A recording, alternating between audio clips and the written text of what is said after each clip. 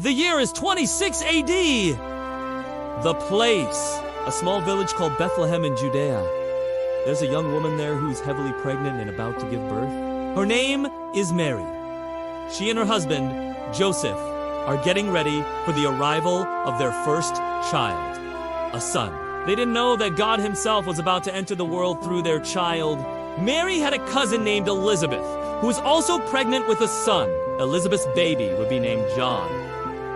He would be a prophet, and his job would be to prepare the way for the Lord. When Mary visited her cousin, Elizabeth's baby, John, leaped in her womb.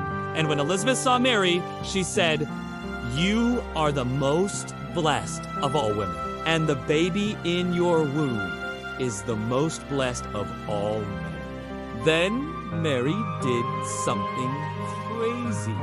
She went to see King Herod in Jerusalem. She told him, "I am here to give birth. Where should I go?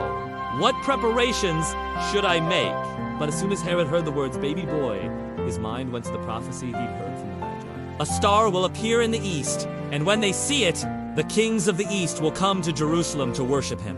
Was this baby Jesus, the one who had become the king of the Jews? And so Herod invited the Magi to his palace to discuss what they had seen and what they knew. But while they were gone, an angel appeared to Joseph in a dream. "Get up," he said. "Flee to Egypt with Mary and young Jesus, and stay there until I tell you to come back. Herod is looking for the boy who is the new king." So Joseph packed up his things and fled. When Herod realized that he had been tricked, he was furious. He sent soldiers to kill all the male babies in Bethlehem who were 2 years old and under. But an angel of the Lord appeared to some shepherds in the fields near Bethlehem, saying, "Go into the city, and you will find a baby wrapped in swaddling clothes, lying in a manger. And this will be a sign to you. When you see the baby, you will know that it is he." Suddenly, the sky was filled with the glory of the Lord, and the shepherds went into town to look for the baby. They found Mary, Joseph, and the baby lying in a manger. They fell down and worshipped him. And they quickly spread the news of what they had seen and heard. The next day, Mary and Joseph returned home to Nazareth. The child's name was Jesus, and he grew up among them in Nazareth. He was known as the carpenter's son, and later as the carpenter. But he also had another title, the King of the Jews.